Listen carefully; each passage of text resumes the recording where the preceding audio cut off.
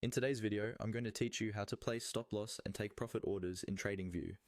This is essential if you want to manage your risk properly and lock in profits without watching the chart all day. First, make sure you're on your TradingView chart with the market you want to trade already open. Once you're there, look for the trade button. Depending on your layout and broker connection, you'll usually find this either just below the chart area or in the upper right corner of your screen. Go ahead and click on Trade. This opens the trading panel where you can place and manage your orders directly from the chart.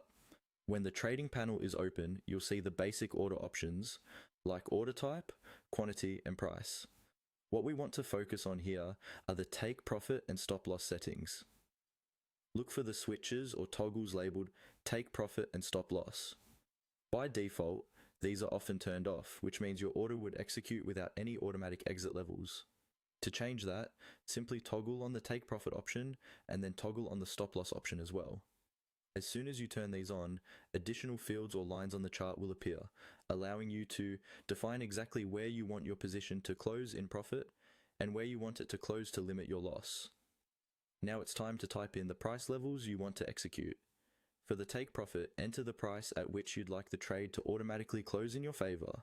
This should be based on your analysis, such as a key resistance level, a previous swing high, or a target from your strategy.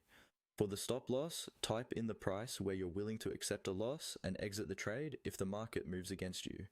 This might be below a support level, beyond a recent low or high, or at a specific percentage loss you're comfortable with.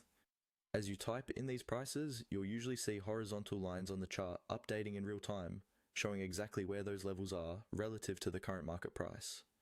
Take a moment to double check that your take profit is on the side of the trade where you'd make money, and your stop loss is on the side where you'd limit risk. Once everything looks correct, you can proceed with placing your order, knowing that both your stop loss and take profit are already built in.